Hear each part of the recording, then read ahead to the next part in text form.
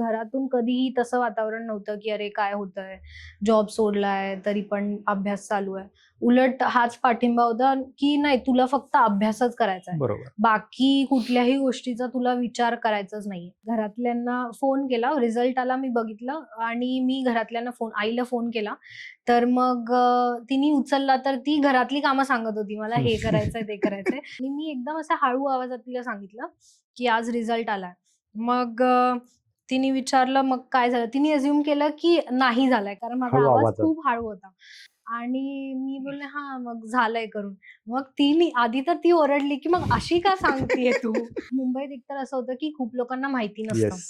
की यू-पी-एस-सी नेमकं काय आहे? त्यांचा पहिला प्रश्न होता, की "तू अभ्यास कधी करत होती?"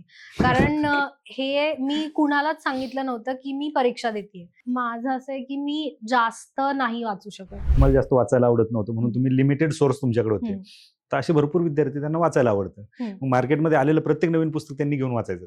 एकच सोर्स तुम्ही 4 सोर्स एकदा वाचण्यापेक्षा एकच सोर्स 4-5 वेळा वाचला पाहिजे. अगदी बरोबर. ते तो कुठलाही टॉपर असू दे, ते तेच सांगणार आहेत, बरोबर. की कारण मुलं काय मिनिमम करतात, सोर्सेस असायला पाहिजे. ऑप्शनल निवडताना विद्यार्थ्यांनी काय विचार केला पाहिजे सगळ्यात महत्त्वाचा? नुसतं टेस्ट सोडवून काही होणार नाहीये. त्या टेस्टला परत अॅनलाईज करणं, ते सगळ्यात जास्त महत्वाचं आहे. प्रिलिम्समध्ये स्पेशली टेम्परामेंट खूप गरजेचं आहे आणि माइंडसेट तुम्ही किती काम ठेवताय, त्याच्यावरती आजकाल खूप अवलंबून आहे, की तुमचं प्रिलिम्स निघणार आहे का नाही.